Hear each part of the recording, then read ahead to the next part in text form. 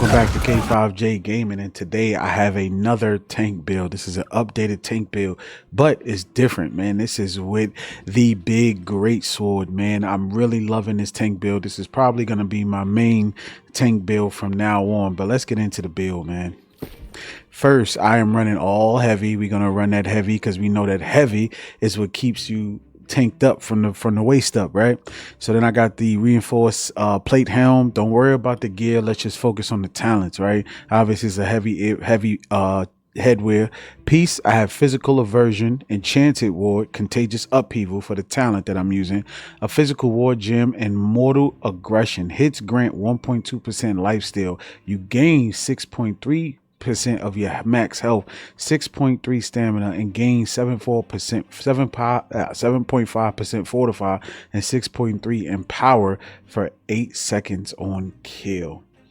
Next, I'm running. This is the bread and butter of the build. They nerfed dark plate. We know that the bottom of it of dark reinforced is really not that good. But however, your armor is increased by 20%. And like I said, however, its equipped weight is increased by 10%, which doesn't really matter to you because you're going to be in a tank heavy set anyway. But you take 8 increased block damage, 8% increased block damage, which is not really that good. But for the 20% armor, which increases your armor, it is worth it. And you can always get your block increase. You can get your stamina back fast enough. So don't even trip about that. And we'll talk about that in the actual talent tree. Physical aversion, again, y'all see I'm stacked up 3 out of 5. I wish I could get elemental aversion and physical aversion stacked up 3 out of 5. But as you see, I got 3 out of 5 and 2 out of 5. Again, we got wellness and I have harden. The reason why I have harden is because it gives 3% physical and elemental armor, which helps tremendously, you know, when you're in the catacombs or you're doing PVE content. Next, I have some gloves, heavy again, wellness, as you see again, physical aversion again, relentless freedom, activating relentless rush, removes root and slow, increases relentless rush critical hit chance by 11%, stacks 1 time. As a talent for my GreatSword. I have a physical gem, and I have onyxes in majority of all of my gems. This one has arcane conditioning. I wish it had like slash condition or thrust conditioning, something like that, to help me when in more mobs or when I'm fighting bosses in catacombs. Right now, I have leech and heal for 3.6% damage dealt, which is going to come in handy, as you're going to see in some of the videos when you see me healing myself from the GreatSword, which is perfect. I have more wellness in here, increase my max health by 1.8%. They got that physical damage absorption gem again. Then I have shirk fortification. After dodging an attack, gain fortify, increasing your armor. So as a tank, just dodge. It's okay to just dodge 1 time, you know what I'm saying, to get that fortify, because as you can see, you're going to be able to increase your fortify stacks when we get into the skill tree. Flame conditioning, love flame conditioning, protects you from some fire. You're getting some type of flame conditioning absorption, so that's pretty much good. And for the gloves right there. Coming down to the boots, I have wellness, I have the enchanted ward. As y'all see, I'm stacked up on wellness, I'm stacked up on enchanted ward. Then I get my third talent, or my second talent from the GreatSword, Energize Encounter 2. When Calamity Counter is activated, immediately gain 28% stamina, or 28 stamina, and Calamity Counter hits with a grant of stack of 5.6 Energize for 3 seconds, max stack 3 seconds. So you're getting you're getting stamina back, right? You're losing it from the dark reinforcement, the block damage, but you're going to get your stamina back well in order to block. Physical damage absorption, you got another cut pristine onyx in there. We got shot conditioning this for lightning and damage absorption. So we're getting a couple of absorptions in there, not the slash and the thrust that I would really like, or the strike, but getting it some way somehow. Then I'm going to my shield. I have fortified, which fortify you apply lasts 8.6% longer. So as you go into that last piece when we was talking about where's that piece at? Let's go. Where is it? Your shirk and fortification, right? After you dodge an attack, increases your armor, which is stacks, and then you come back down, and then you have fortify, which the fortify you apply lasts 8% longer. I have another elemental aversion gem in there again. Then I have a physical ward, not an elemental. I have an elemental aversion charm in there and a physical ward damage. I'm sorry, tongue twisted right now. I do like this thrust conditioning, and I like the shield defense. This is the best shield that I've gotten so far. A lot of my other shields had a bunch of other stuff that I didn't want. I wanted more defensive. For a tank, you definitely want more defensive slots than anything. So if you had your gear, you would want to go defense, skill, gem, talent. Defense, skill, gem, and then a talent, right? That's what I would get. Now let's move on to my weapon. My weapon, I have slash harness, and I have more wellness, and I have enchanted ward. I have a taunting gem. Obviously, I'm generating 350% more threat, and I got plague strikes 2. Heavy attacks inflicts disease for 8 seconds, reducing healing effectiveness on the target by 21% and outgoing healing by 11%. I would like to obviously have a different thing. This is more or less for maybe a PvP, but I see it working in PvE with some disease on there as well. For my GreatSword, now I know that my talents for my weapons would be better on my weapon, but I didn't get a GreatSword or a sword that had the talents opening for the talent charm slots open for the weapon. So I got the next best thing, which is defensive. As you know, my talents is on my gear, so I'm able to move everything over. Now defensive wise, I was able to look for everything on the weapons, which kind of helps me out. Instead of it being on my weapon, it's on my gear, and in my defensive slots, instead of it being on my gear, it's on my weapon. On my GreatSword, I have keenly empowered, gain 11% in power for 5 seconds on critical hit. Fortified 2, which is another fortified, so it's now lasting, and you can stack it up. So it's stacking. So your fortified is stacking.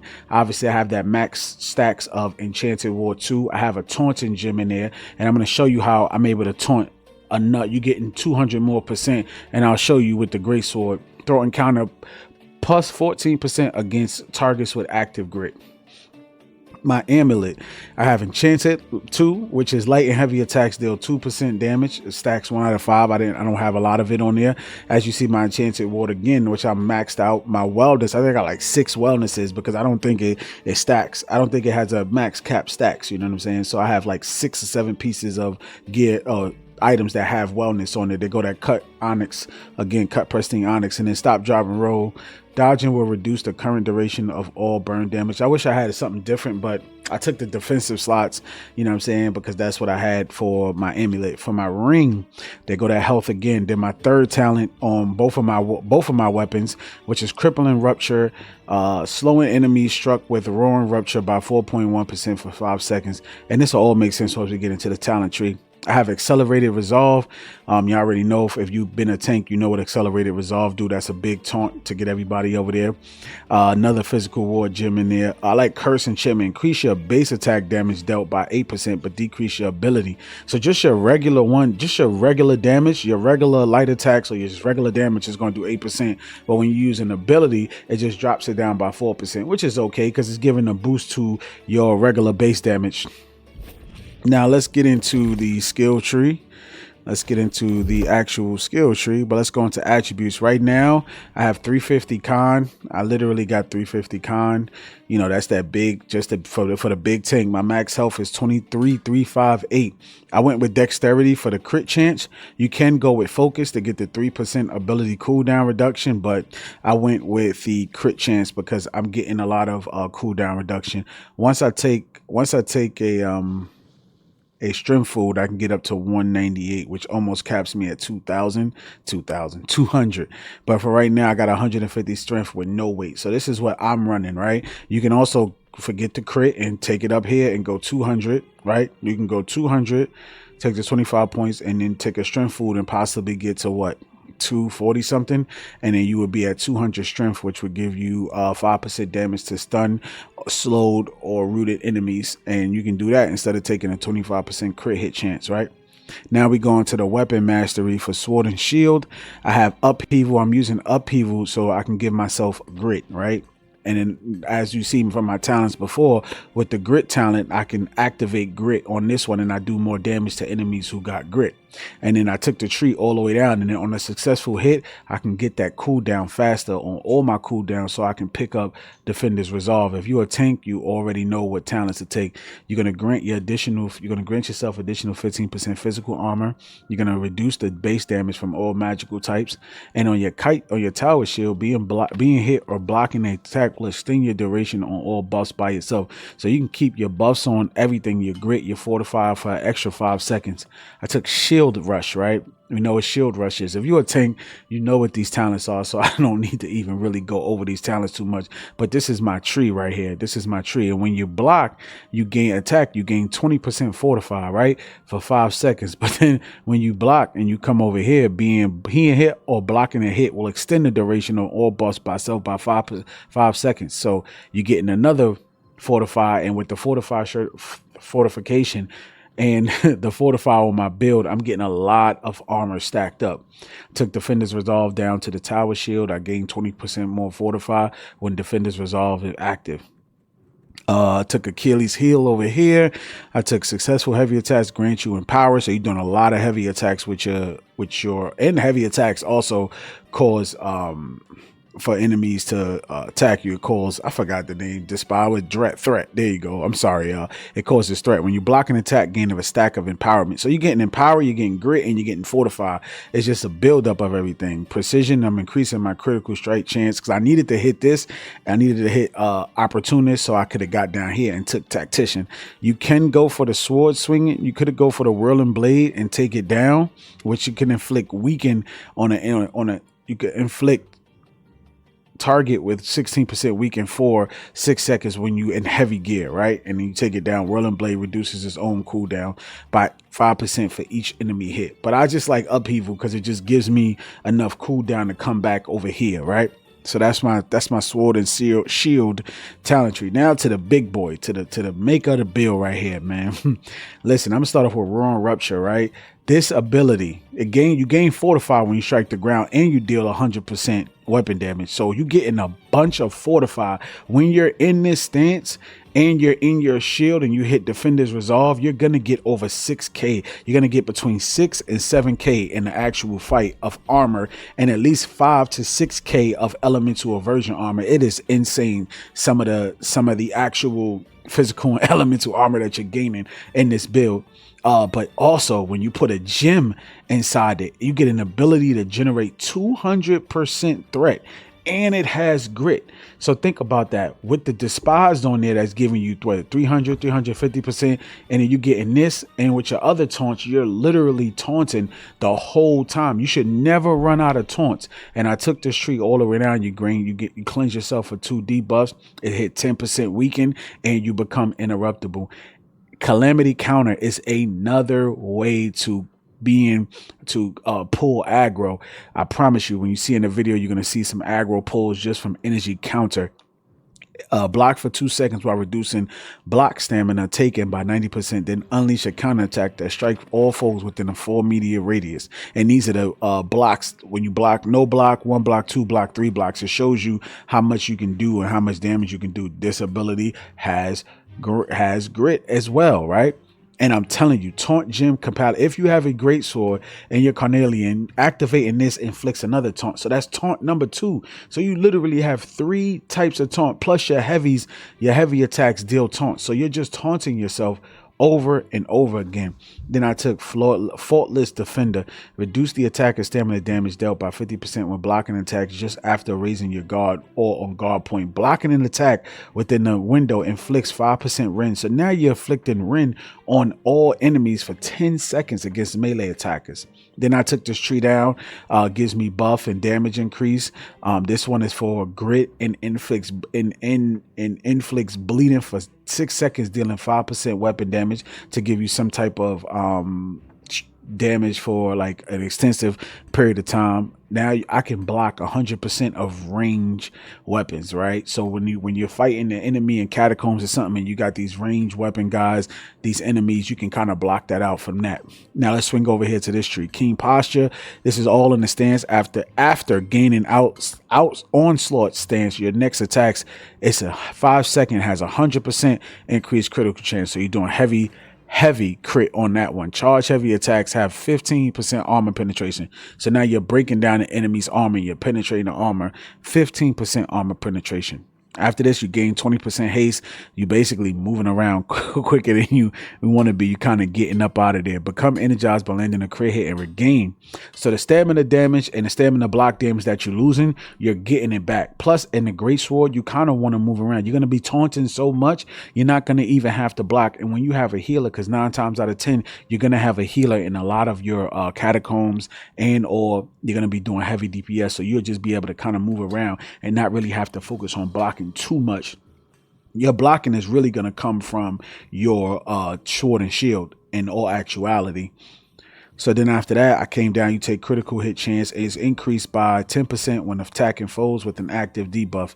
Then the relentless rush. This relentless rush, along with the life steal, is going to grant you healing. So you're going to be able to heal for your heavy attack damages. You're going to be able to heal. So you take relentless rush, and I took it down to relentless power. Then I took it down to relentless refresh, right? And then I started off at giant slayer, right? So increase base damage by 15% when attacking foes that are above 90%. And then I came down and I took it to unrelenting onslaught. Hitting foes reduces GreatSword cooldowns by 2% for light attacks and charge heavy attacks by 10%. This is what's going to get my cooldowns back so much faster. I guarantee you, y'all, I've been having so much fun playing this build. This is my tree that I use for now. Before, when I was using it before, I was using Steadfast Strike. I never used it, but then when I was actually reading it and I'm seeing there's a taunt, and I just happened to just kind of get up out of the jump. I don't know why I'm going. I just happened to just be reading it, and I was like, wait, this does taunt. It was about to kick me out. It's like, are you still playing? Wait, I just did that. Okay, there you go. There you go. And I just so happened to read it, and it was just saying like, oh, you know, this ability has taunt. And I never really paid attention too much. So I was just like, oh, snap, this has a taunt. This has a taunt. What? So with my heavy attacks with the GreatSword, so this is the tree that I like.